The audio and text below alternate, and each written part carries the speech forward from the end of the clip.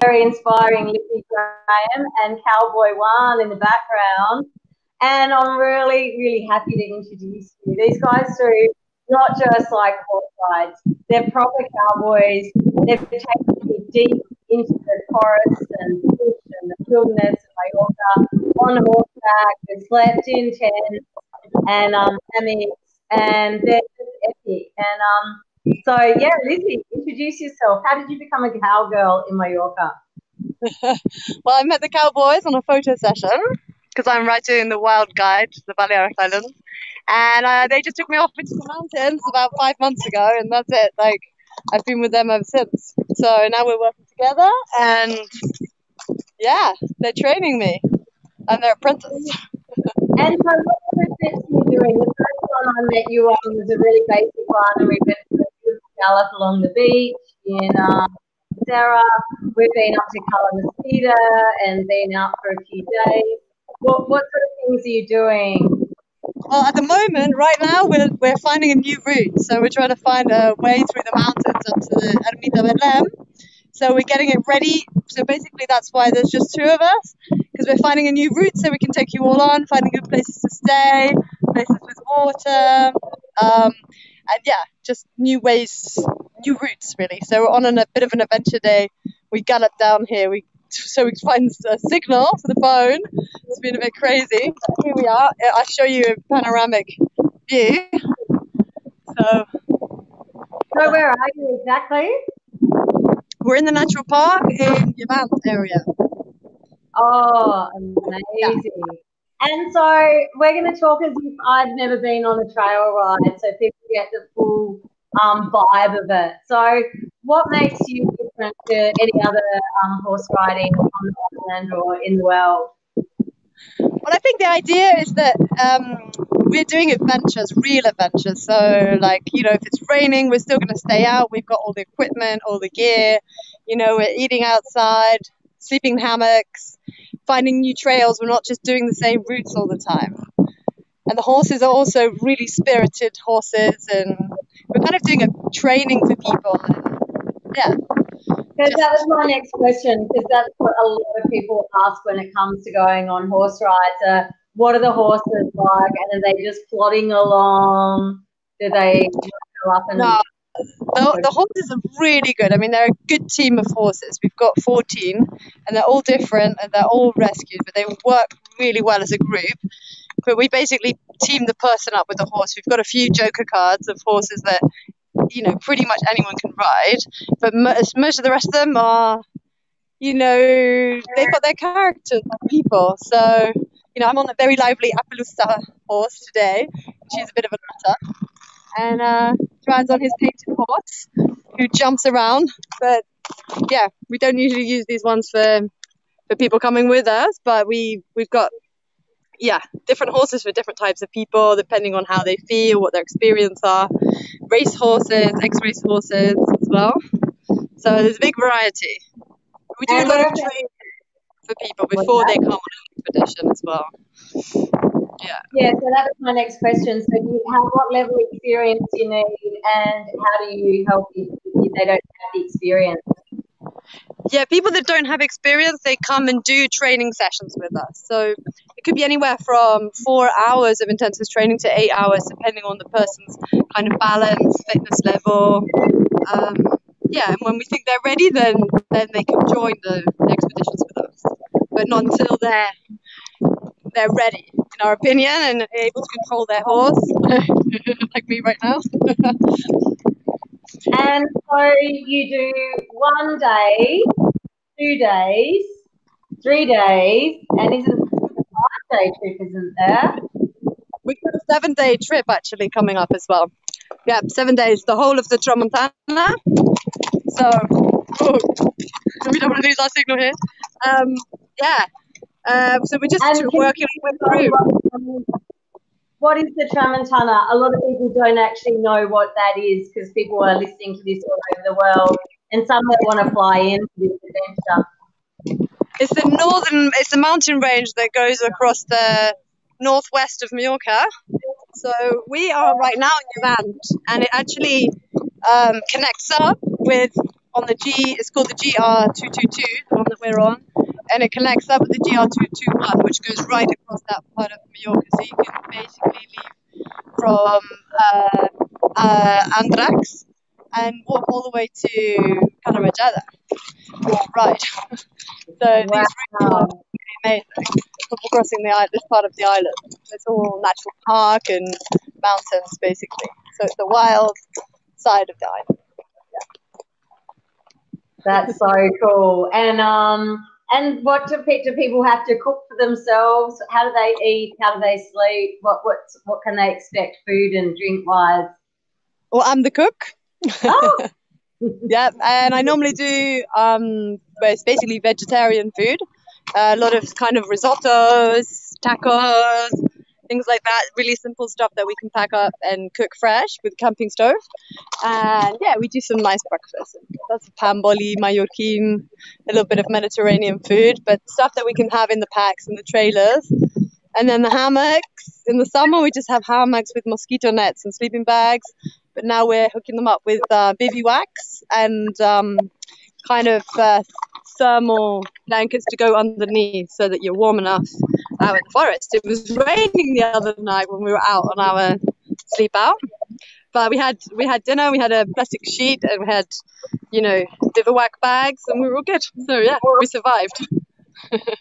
oh, that's amazing. And yeah, because what about like them? I think that being in yachting radio and no judgment, guys. I know you're all very adventurous. But maybe some people work on a little bit more of a high end. So is there a possibility to stay in a nice finca or in a hotel and still get the adventure ride as well? Oh yeah, we've definitely got contacts with different hotels, and we have all kinds of people from all walks of life riding with us. So, you can sleep out on the beach in a sleeping bag, or you can stay in a more high-end agroturismo. And that we've got contacts with most of the agroturismos because a lot of people staying there come and ride with us just for a day ride. So we can also take the horses there. They can sleep there and continue en route, which is also another option, if you want a bit more luxury. Yeah. Amazing. And languages, you speak English, Catalan, Spanish. Yeah, those are our main three languages. We can speak a little bit of Italian and French if necessary. I'm not very good at speaking German. We need to practice. We need to work on it. But most Germans speak good English. I'm sure there's a German-speaking horse. Yeah. And now I just had this crazy idea. So because we're on this yachting radio station, and I can see people behind you, what if some people on a boat, like the owners and guests, felt like parking their yacht in a bay off Cala Mosquita? Would they be able to like meet you on the beach and go for a crazy ride, then go back to their boat a few hours later? Would you be able to do that? Of course you could do that. That would be amazing. That would be amazing. You could definitely do that. Oh, yeah. Idea, actually. Definitely. It'd be amazing. I think so. And the other question I had was, for me, I've done lots of different horse rides, and as a yachtie, we've travelled around the world, and it's one of those things we do every time we stop in a place. We try and go for a horse ride, but that's normally just going horse riding. And with you guys, it was like an experience. And I remember one who's the man behind you, who's like our main cowboy. He was saying that this lady came and she was in psychotherapy. And after 1 or 2 days riding, she said, like, it was better than all the appointments she'd ever had. She suddenly felt, I won't say healed or better, but the being on the horse and the relationship with the horse and being out in the wild really kind of balanced her mood, isn't it? Really, really, really. It really it really helps people with anxiety, stress, this kind of thing. Ooh, this little horse is running off. Yeah, I mean it's amazing. I mean we've had people we had some kids with autism as well riding with us, and they felt so good, and they were so connected with the animals. It's something we want to do more of, and also people who are stressed and people who've got depression and that kind of thing. Just like to feel part of something bigger, I think helps so much. I mean, for me, it's like since I met these guys, I just don't want to spend one day away from the horses and the guys and just the feeling of team, family. Just it's addictive, actually. You know that. It's addictive. Yeah, actually, I'd love to share a little bit about your story with everyone too, because when we actually met before you were a cowgirl. So when we met through one of the groups you run, Wild Women True. and you've got a picture that you run, and you were doing retreats, and you're writing this book. I have the Facebook group, but you actually are the Wild Woman in Mallorca. You're so connected and so out there, and you know so many amazing people. So you were writing this book, and you just wanted a photo of someone riding in the water, didn't you? Is that how it started? Yeah, I just literally, my friend Yasmina, she's an amazing horse whisperer here on the island, and I asked her if she could find me some really authentic guys riding horses, and she had just met these guys through a mutual friend of ours, because after the floods, my friend actually had a paddle surf on the beach, and she was actually ferrying people between Colonia Son Pere and Soncera on her paddle surfboard. And that's how she met Joan, because he couldn't get through. Just so everyone knows, because a lot of people, there's people in the Caribbean, Australia, the Pacific, all over the world. So in Mallorca, like 2 years ago, there were some floods that took out the northeast side of the island, devastated Lizzie's house. You were standing on your car for hours, weren't you? Like less than a year ago, we escaped off the roof of our Land Rover. Yeah, swimming. Yeah. So sorry, that's what Lizzie was referring to when she said about the flood. So this lady was ferrying her stuff back and forth across the river. Yeah, so that's how we met them through her. So yeah, and actually after the flood, Manda, I mean, I've never had depression, but and we nearly lost them. And it was the best thing for me when I met the guys. I really needed something to make me go.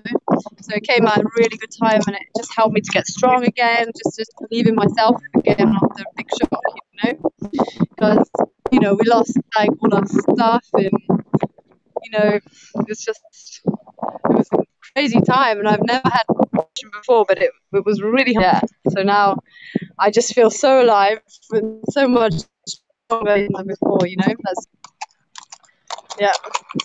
Yeah, so back to the story. So you met her through the floods. You needed a photo for a photo shoot for your book, and you went out and got some photos of these guys, and then you've ridden every day ever since, and your Finca's still going, but it's basically not getting, like, you're just a cowgirl now, aren't you? I know. I'm still writing the book, and I'm still running my little Finca, and I have people staying from all over the world, but most of the people staying just want to come and spend the afternoons horse whispering and helping at the stables. Everybody who comes and stays with us just wants to come with me to the Cowboys in the afternoon and just enjoy being there, mucking out the stables, getting things done. We've got some horses that come down from the mountains that have never been ridden, and we're training them up, so it's really nice up there at the moment.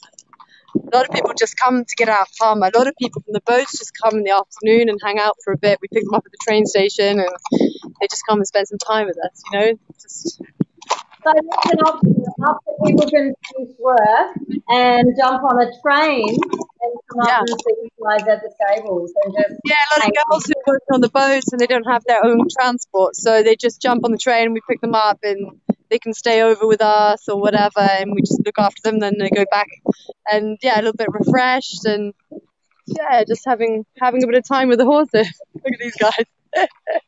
They're like kids. Come on, mommy. And I just also want to plug in your Finca, because it's such a good getaway for anyone on boat at the end of the season. And I'm just going to be cheeky and plug this in now. Lizzie and I are getting together this week. We haven't seen each other for months. We're going to do an adventure retreat at Lizzie's Finca and have the horses there. And so you can do it all. But we'll give you the dates of that this week with one cowboy behind you. But anyone can go to your retreat at any time, can't they? So people, you've got, tell us what the setup is, because it's amazing. What have they got? What can they do up there? Well, basically, from where we are, we're an off-grid kind of family home. We've got like 2 self-catering apartments and a little hostel area, so we can have like about 10 people staying with us. And we have volunteers as well who come and do like 4 hours of work in return for food and accommodation.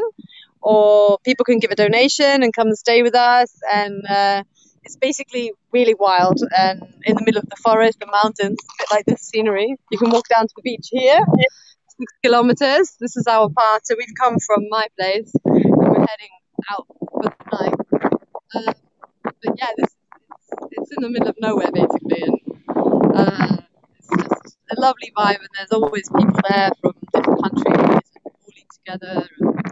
And how many apartments and how many people does it sleep? Just so if people want to organise something. Yeah, maximum of 12 people. You know, so if you had a group and you wanted to do a group, you could have 12 people up there. But one person can come on their own, you know, or just a family or just a group of friends. There's self-catering apartments, an outside shared kitchen, a yoga platform as well, and a mountain water pool. So it's pretty cool up there. Yeah. So let's not keep the cowboy in the background. Let's get one on and everyone come and say hello. Hi, mate. Hello. He lost his hat. He's having to wear my hat. He's not so he wants to meet the world's best my favourite cowboy. Hello. He's actually a bit shy. So come on, get us closer. Qué guapa. Hey, how are you? Everyone, this is the best cowboy in the world. Manda, he says. Hola. Hola. ¿Cómo estás? Bien. Good. A ver si nos vemos pronto. Maybe Wednesday. Miércoles. Wednesday, yeah. Miércoles. So, what can I say? What's a really good question? If you want to tell everyone, what's your secret to life? What's that? What's your secret to life? Secret to life? Yeah. Live in the moment. Just live the moment. Don't worry about tomorrow. For those people that just feel too busy all the time, like they're suddenly in the rat race, working on boats or land-based, and they just feel so much like they just can't create any space, what advice would you give to that person? I would say just you can leave things. You can leave certain things and just put them aside and just get outside, and if you can, into nature, whether you're just going to jump and see whatever time you're just going to go for a walk and just get away from it. Just try and spend an hour not online per day and outside and move as much as possible. So, that's all I can think of. So good. Yeah. Dance. And where would be your favourite city in Mallorca? My favourite place in Mallorca, somewhere lost in the mountains near Orient. Yeah. Oh, beautiful. And if you could be lost in the mountains or on a tiny island with just one person, who would it be? Oh, that's a difficult question. Yeah. I don't know. I can't think. I can't imagine. Maybe I can't choose because I have 3 children and I have no idea. Maybe Antonio Banderas, just to be diplomatic. I've got another question, because you are like the epitome of the woman who is just having a ball. Like you can see, do, and have it all. You've got your kids, you've got your cowboys, you've got the horses, you've got your wild boar. How can you inspire the new mums that are, and at home and dad's been away all summer on the boat? How can you inspire them to get out and have a bit more fun?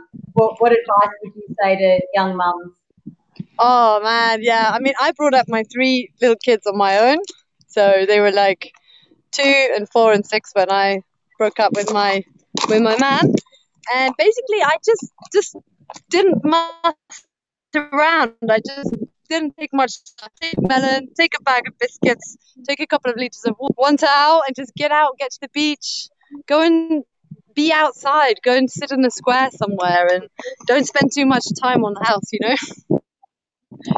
if you can avoid it. Because if you're out and you're connecting with people and you're connecting with nature, you're not going to have the same kind of levels of anxiety. They don't need to be, don't put them on the TV. Get them off the TV. Unplug it. That's the best advice I can give you.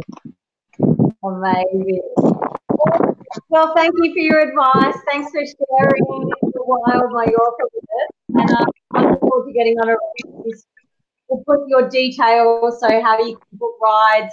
If you've mentioned Yachting Radio, they'll treat you with a special deal or something. We'll find a little discount or something they can do for you. And thanks so much to CN1 and Appaloosa for being on the show. He's asleep now. Cowboys sleeping under the tree. All right, well, I hope he's sleeping with his legs. All right, thanks so much. Thank you, darling. I'll see you really soon. Oh, you will. And thanks so much for being on this. Manda J, you're on Yachting International Radio. Can't wait to see you soon. Lots of love. Bye. Lots of love. Bye.